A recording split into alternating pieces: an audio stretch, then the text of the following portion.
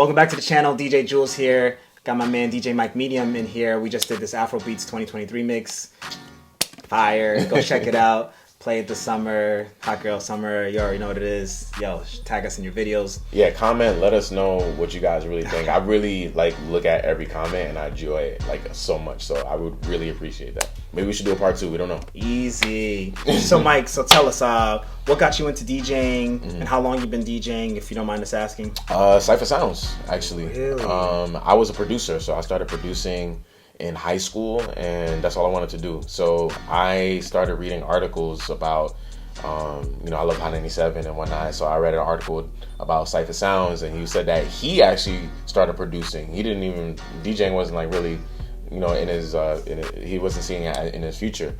So he said that he started DJing to try to make his tracks better and service his records. So to see what people like and what they don't like and whatnot. And then I was like, oh, let me try that, and then I had the bug. I was obsessed with producing.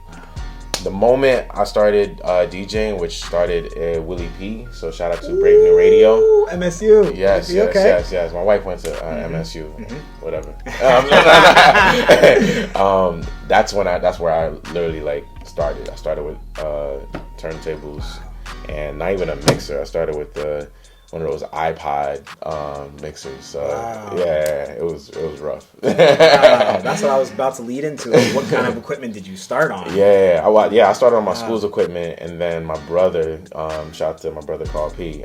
He actually bought me a Newmark DJ turntable kit, basically 2 belt drive turntables, the TT whatever, and the mixer, and I made that thing sing. If you guys because people tell me they like how I scratch and whatnot, I learned from belt drive turntables, you know what I'm saying, to keep your hand light and, precision and stuff like that, because you can't just be all silly with belt drives. You just can't. Did they ever pop?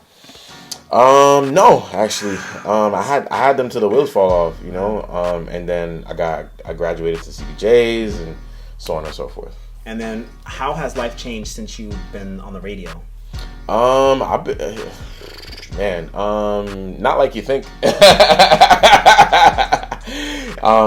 So the reason why I say that, because sometimes when I get those questions, I feel let me ask you a question. When's the first time you heard of my name?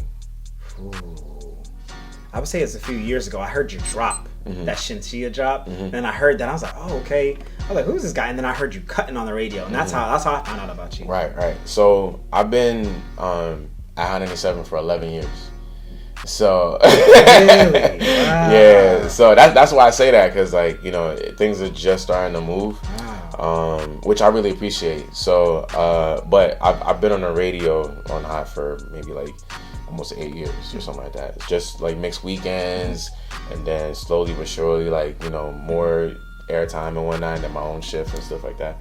So it was a gradual climb, and it sucked, but I really enjoyed it. And we talked about it earlier, but we're talking about our faith and whatnot. Yes. And that's when my faith really it got stronger. It was strong before, I was chilling before, but it really got stronger, because then I'll pray for different things to happen. Basically all the things that's happening now, I pray for it, you know what I'm saying? So I was watching a lot of Steve Harvey. I'm going off on a whole different tangent. This is not part of the original question, but this all comes back to where we're going. And I was watching Steve Harvey, and he was just talking about how, his mom would always tell him that he should remove the old beat up car that he had in the driveway. And he was like, yeah, I got you, but I'm gonna get a new car, you know what I'm saying? She just kept saying it. He was like, why you keep saying that, you know what I'm saying? And she was like, you can't make way for God's blessing if you have something there in it, you know what I'm saying? So you got to clear out the old stuff so that you can make room for the new good stuff. Yes. So I had to do a lot of that, and that's when things really started moving, you know what I'm saying? I was in a certain way. So literally it was, I wouldn't say it was overnight, but it literally shifted once that happened. So overall, radio changed my life. It's for the better. Like I said, it was slow, but it's definitely worth it. It's really fun. Wow. Yeah. And then where's the next projection? Where should we catch Mike Medium next? What are we looking to do? Like what's the future for Mike Medium? In the near future, I'm DJing in Italy in July. So if anybody is in Italy, because I know this is a global stream, so if anybody's in Italy, please holler at me. Please give me some suggestions on where to go. But I'll be in your country very, very soon. I think it's the second week of July, so make sure you guys tap in. My real goal, I would love to DJ in Africa, so please do yourself a favor. Share this video. Yeah, share the video. Book your boy, UK, all that's a go. I just did Japan last year, which is amazing. That was so fun.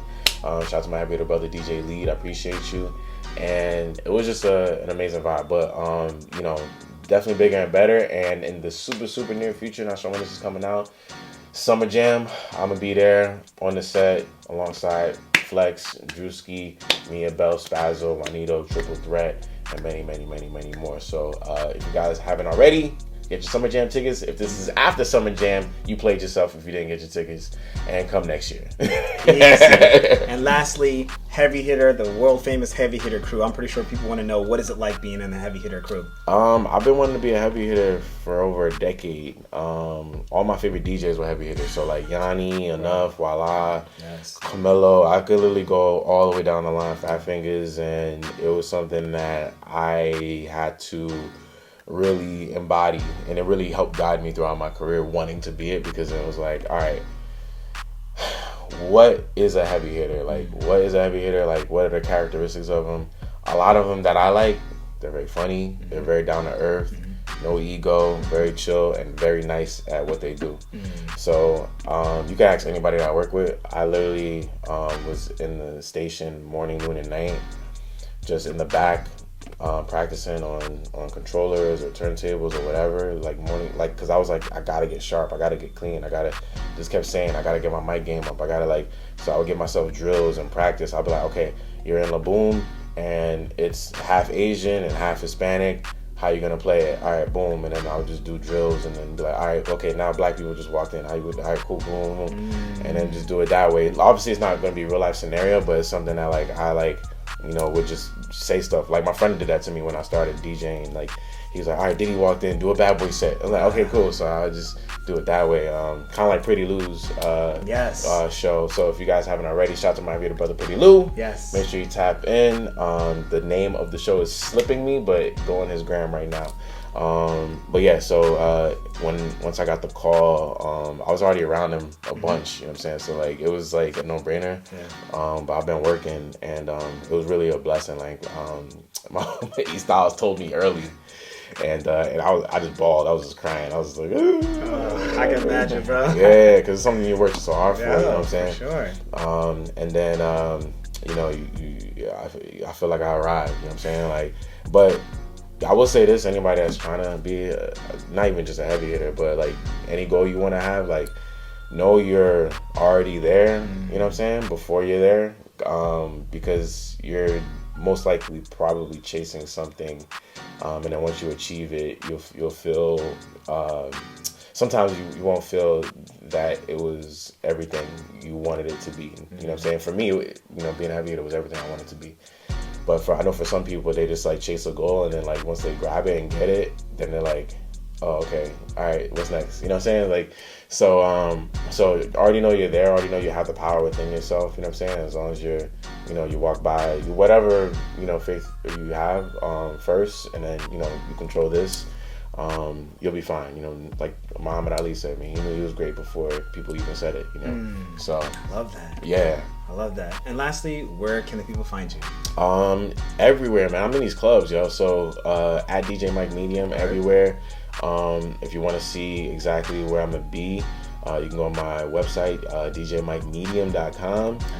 But it's mainly my social media, so you can definitely catch me there. I'm all over TikTok, Twitter, Instagram, on the radio, High 97, Shade 45. Easy. So, and I'm here, Julz. So backed up. Big ups, Mike Medium in the building, DJ Julz.